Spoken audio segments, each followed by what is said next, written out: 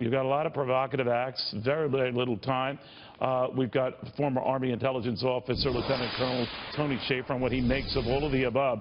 Tony, we already discussed the fact the markets don't seem too worried about this, but are they whistling past a graveyard here or what? No, I think, I hate to say that chaos is the new normal, but for now it is while we go and sort through what our new foreign policy is going to look like. I mean, look, it's been very clear by President Trump that the idea of strategic patience is done, and I would also mean, I believe he means by the Iranians as well. So I think there's some real changes going on, but at the same time, I think the markets are calmly observing the fact that this is a correction, if you will, from the last administration. It's a necessary step.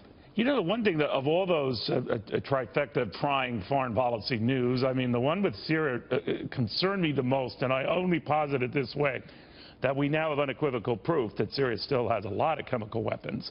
And, of course, the UN, with Russian oversight, was supposed to make sure that wasn't the case. Obviously, it is the case.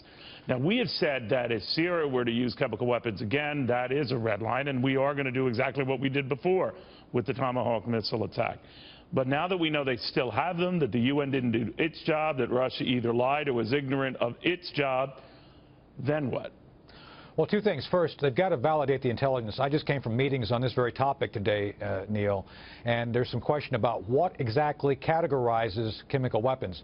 Is chlorine, which is a pool additive, considered a chemical weapon? If so, we do know Assad's had that, and that really wasn't covered by the chemical regime, so we have to be very careful on what we mean here. So I've met with congressional staff who work this issue. So, well, what if they did, Tony? What if they did? Obviously, they did a couple of weeks ago, so they have them. And that goes to the next question. What do we do about it?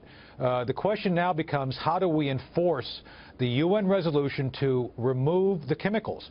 And this is going to be a question we have to walk up to, and this is why I was meeting with members of congressional staff. Do we go to war over this? What level of military action is appropriate for this to do? The president was able to get away and do what he needed to do for the first strike, got that.